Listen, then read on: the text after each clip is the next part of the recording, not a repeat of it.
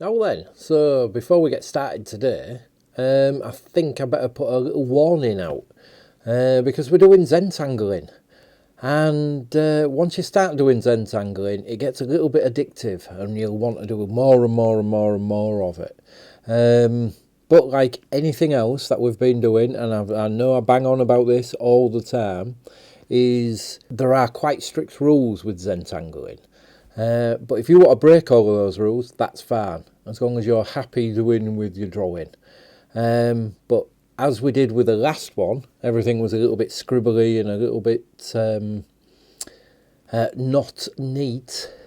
Whereas this one is the opposite of that. This is, you want to try and get it as neatly as you possibly can. Basically, what is Zentangling? Zentangling is, it's basically just doodling, but with a bit of a purpose. So, like I say, there are rules to Zentangling. Once you get started, you'll understand, and I'll explain them along the way. But yes, the idea is that you'll start doodling, and you'll end up in a state of Zen, which means you'll be at peace, because you do concentrate completely on what you're trying to do, and it does make it does cut out the rest of the world a little bit. So you carry on doing it, and you end up filling loads and loads of pages of your book or just plain paper. And you'll end up seeing a little design somewhere and think, oh, I could do that in my Zentangle. Oh, that's good. Oh. And you just, like I say, it does get quite addictive, definitely. Now, I got this book with the in the City of Culture. It's the most popular colour apparently, or something. So I started doing things, but it came in this little like envelope. So I started drawing on the envelope. So I'll go to this camera so you can see it here. Look, in fact, I'll do it that way. Now, technically, here we go. This, I'll get my glasses on so I can see it properly. This is not Zentangling, but if this is just doing patterns and things, and I'm showing you that because I thought it's really kind of nice. I did this ages and ages ago, but it's kind of nice. It's just patterns. So, but this is the type of thing that you can do if you're carrying on doing this type of your journals. You can do this. This fits this type of design type of elements fit really well with doing journals, even though it's not technically Zentangling. It's still kind of got the same principles, but without the rules. You can just do anything you like. So I'll just move that out of the way. Like I said, I was just showing you that, and I'm going to go through this little book, because I've been doing, now that's a Zentangle, very small one. So just drawing, keeping these, just drawing a square in a square in a square, well, a rectangle in a rectangle in a rectangle, or an oblong, as I used to call them, or still do really. These are my line drawings. We've done those before. This is Zentangling. So you start off with and you end up with then you do one next to it and one next to it, and you fill up the page. Here we go. This is just triangles, and then you do a triangle next to it, and then you gradually fill up your page. These are just patterns. Again, this is a little bit not really Zentangling, but it's kind of is. Oh no, so you've seen all these. Yeah, so now with the drawing packs, you have the coloured pens, like those. So these are done on post-it notes, but with the coloured pens. Now that's a good example of a Zentangle, and so is that one. So can you see they're just filled up, and they are coloured. Now generally Zentangles are just black and white, but if you want to do them in colour, I think it's a pretty good way. And these are ones I really love doing. Is you do a little scribble, and then you colour it in different colours. This is a better example of that one, I think. Again, not technically Zentangling, but doesn't really matter.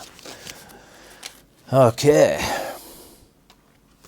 so I'm going to start on that page there, and I'll do all of these black,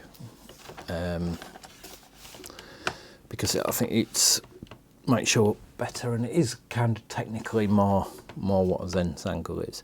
So now to fill up like we did back, like I did back with that one there, it's quite a lot to fill, is the page. So instead of doing that, what we're going to do is draw like a wavy noughts and crosses board. So we'll do this, and we'll do this. In fact, I'll do more than that. I'll do an extra line in there. Noughts and crosses, that would be a noughts and crosses board, but I'm going to put an extra one in. So we've got 1, 2, 3, 4, 5, 6, 7, 8, 9, 10, 11. We've got 12 little squares to fill. So each one of those squares, we're going to put a different pattern. I'm going to start off with one that you've already seen. So I'm going to start off with that pattern. And I'll start somewhere in the middle. And I'll just draw a square. I'll draw a square inside it.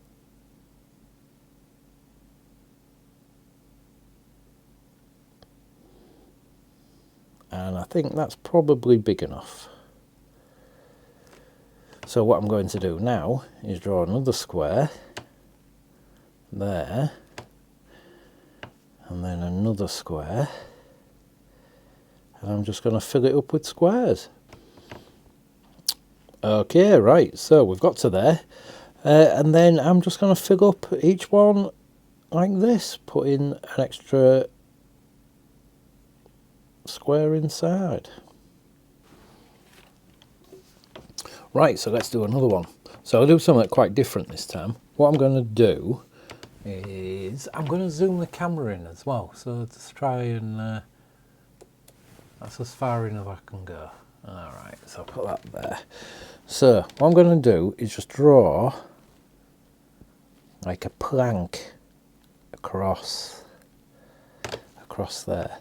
But then I'm going to draw one this way, but I'm only going to go up to there.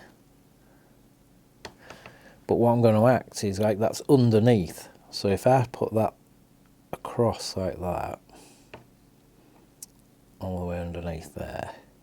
Now if that was underneath, there'd be a little shadow there. So I'm just going to do some tiny little lines to make it look like it's a shadow, like that. So then I'm going to do a line this way. And this one's going to be underneath both of those, like that.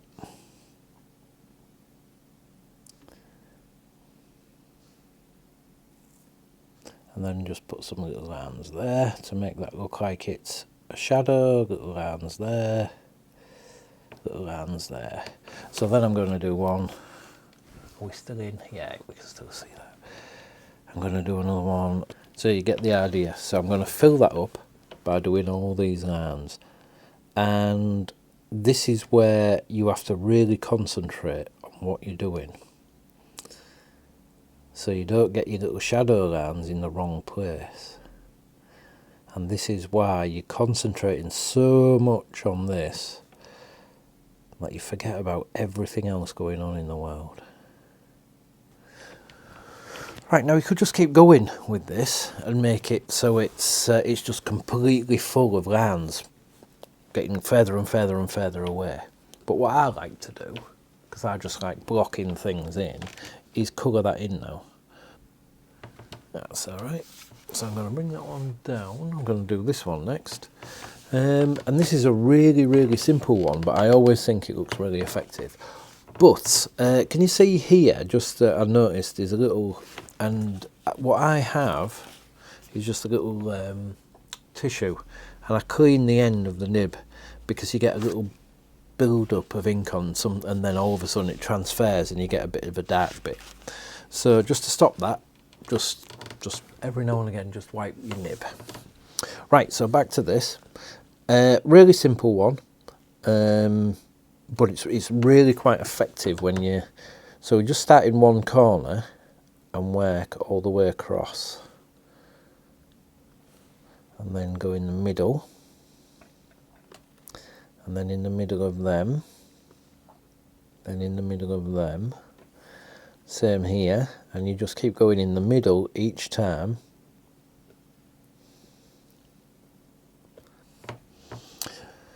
Right, so when you think you're finished, do it one more time. So if you never saw the end of that one, I'm sorry, but basically, yeah, you just start in one point and you keep going in the middle of each one. And can you see there's a bit of a gap? So I'm just gonna draw an extra piece in there like that. Yeah, there we go.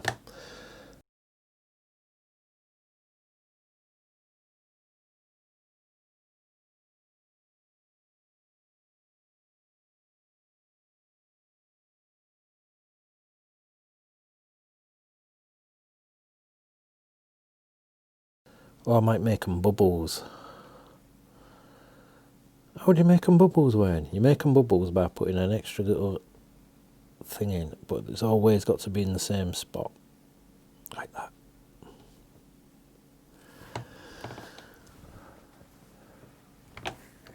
Okay, so I kind of like that, but we want that to sort of stand out a little bit, so I'm going to go in the background and do it all dark in the background if I can.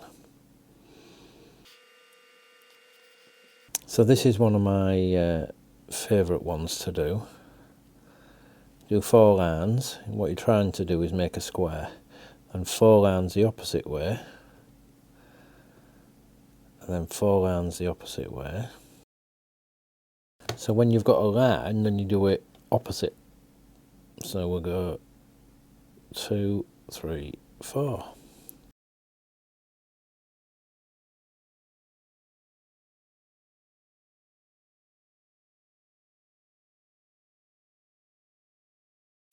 So when you get to that stage, this sounds like an odd thing to do, but what you want to do is colour in a little circle in between each one, and that just gives it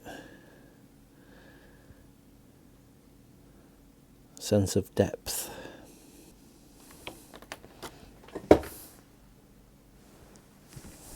Right, so for this one I'm going to use a pencil. I'm going to draw some wavy lines as faintly as I can, and I'm going to draw some circles on the lines, different sizes. Okay, so what I'm going to do is I'm going to colour them in alternately. So I'm going to have that one as white, and I'm going to have this one as black.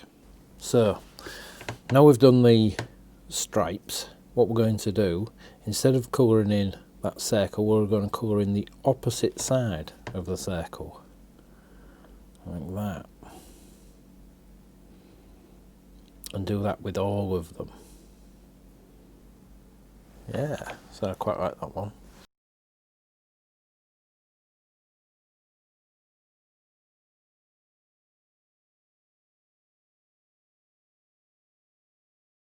Right then, so this is the end product. I stopped sort of talking my way through each one because I realised we wouldn't have enough time on the film to fit it all in. So I've sped up quite a bit of it, and just showed you the final result of different ones. And that's the end of the page altogether. So